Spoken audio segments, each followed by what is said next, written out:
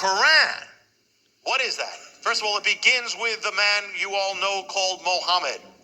Born around the year 570 AD in the city of Mecca in Arabia, raised by his grandfather and uncle. Interesting, apparently his father wasn't around. At 25, he married a wealthy 40-year-old widow named Khadijah. There's a tradition that Muhammad suffered from seizures throughout his life, especially early in his life. Now, there was a form of Christianity that was all spread around the Middle East back then, and he undoubtedly heard what was being said. And there were many Jews in Arabia as well, so there was Judaism, there was different forms of Christianity all around Muhammad, and not just the biblical, not so much biblical Judaism, but there was rabbinical, Talmudic Judaism around there, and there was the Christianity was often the Orthodox or Catholic Orthodox kind of traditional thing. Muhammad was a simple man. He could be generous, he could be very warm, but he could also be cruel and vindictive and involved with assassination plots.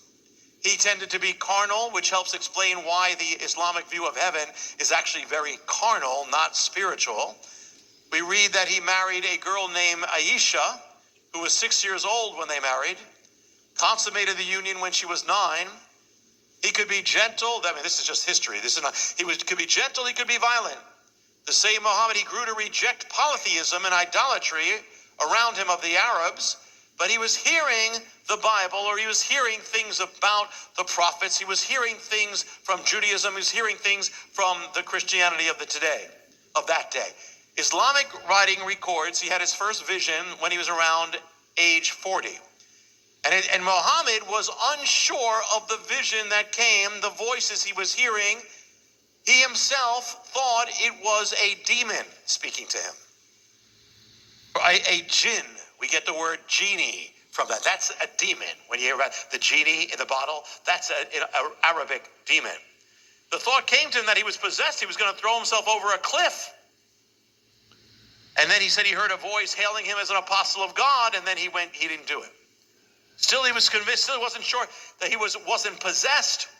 But his wife, Khadijah, reassured him, and a nominal Christian said, you know what you're getting, that sounds like it's the Bible. You're a prophet like the Bible. It was actually a nominal Christian who led Muhammad.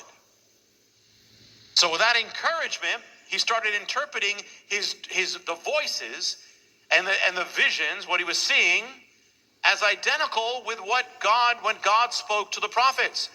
And with that, and so it's interesting because remember when Messiah cast out the demons from the demoniac? They said, "What is your name?" And they said, "Legion." Not one, many, spoke as one. The Quran, interesting, is given as Muhammad speaking as a channel, and he speaks as we.